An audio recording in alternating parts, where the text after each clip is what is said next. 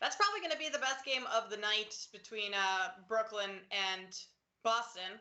Next up, we have Philadelphia and Toronto that we'll touch on. Sixers are in Toronto on the road tonight. They're 1.5 point favorite on the road. Total is 216.5. Philly has really dominated the first two games of this series, and the Raptors have been without Scottie Barnes, and it looks like they might be without him again tonight. But Toronto's a good team at home, and that's where they have the advantage tonight. Josh, what do you like in this game? I like Toronto. I think this is exactly where they bounce back.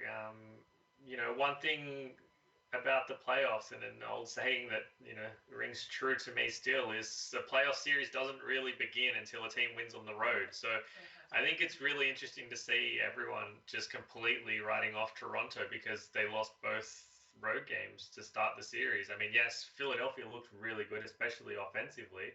Don't get me wrong, but going to another team's building and doing the same thing is an entirely different task. And Toronto, I'm pretty confident, can hold serve at least for this first game and make a series of it, if nothing else. So I think they come out aggressively. I think the one thing that's going to really stand out in the opening few minutes is whether that home whistle for Toronto kind of swings things a little bit and takes away what Philadelphia were able to lean on, shall we say, in the early goings to help them find rhythm offensively. And obviously Joel Embiid in particular, who had more free throw attempts than the entire Toronto Raptors team in Game 2, which is just absurd and ridiculous in itself. If he's not getting that friendly whistle and those touch fouls in the early goings, it completely changes the style and the matchup for Philadelphia. You have a situation where Toronto are able to play off of misses, and it's something I mentioned yesterday with Memphis in particular, where if Toronto can play off missed shots and push in transition and don't have to play against a set defense, it changes everything for them and it gives them a more efficient offense. And then in turn, they're the ones that get to play with a set defense, which again changes everything for Philadelphia. So I still need to see that the Sixers in half-court situations can be as effective and as efficient as what the numbers kind of suggest that they were in games 1 and 2.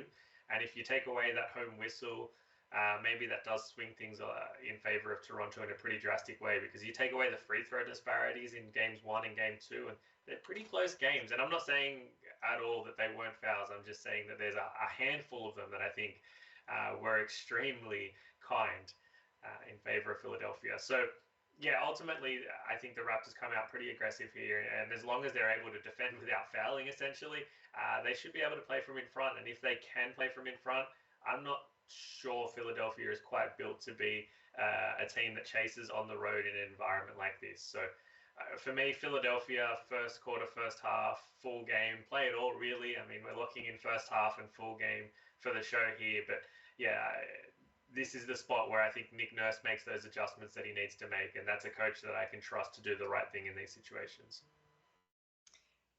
The foul disparity and Joel Embiid getting a ton of calls. I mean, we saw that kind of escalate towards the end of game 2 between Joel Embiid and Nick Nurse. I mean, they were having words for each other.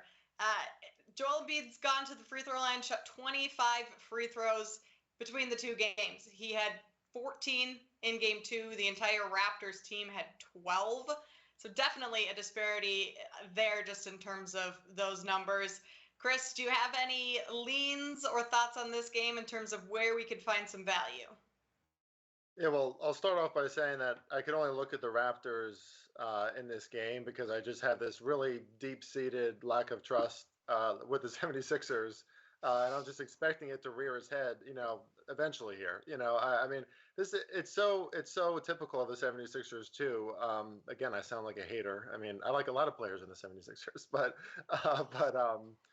this is just kind of how they roll. They look fantastic sometimes, right? We saw when James Harden started with this team, it's like, whoa, we need to watch out. This is a highly efficient offense. Now Embiid has less pressure on him, blah, blah. So that's kind of how it's going for the first two games here against the Raptors. But if this team gets punched in the face and if things are not going the way that they need it to go, they can crumble up very quickly, right? Their mentals just aren't really strong in those situations. And that goes for Joel Embiid too. He could really lose his temper, kind of get all mixed up in it all. And Lord knows that James Harden and his off and on motivation, I'm not sure where his head is at half the time. So if they lose some of that efficiency tonight, I think the Raptors could very well win every quarter. And this is a Raptors team who's still winning a lot of battles in the paint. Hasn't really mattered so far, but again, when a team is shooting and operating as efficiently as the Sixers offense has been, there's just not much you can do. So the Raptors, I think, are the side to look at. I might look at the over here too. There's a lot of trends on the Raptors at home as a favorite, as an underdog on those overs. But again, a lot of those trends really die in the playoffs. And this is a situation where if the Raptors can control this game and really confuse and pester the 76ers, then I could see it falling under too. So I'm not really bullish on anything in this game. It's kind of just one of these where just I want to sit back and watch. But I hope the Raptors get a win here because I want this to be a better series. I didn't think that the 76ers were going to look this good.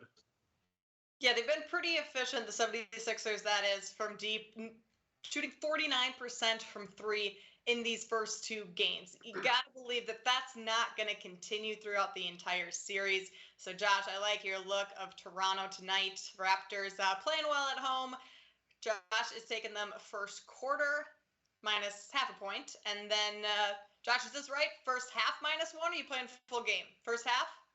Yeah, first half. I mean, I'm playing all of them personally, but yeah, these are the best, I think, best looks and best angles to be playing at the current market entry point, to be honest. So, yeah.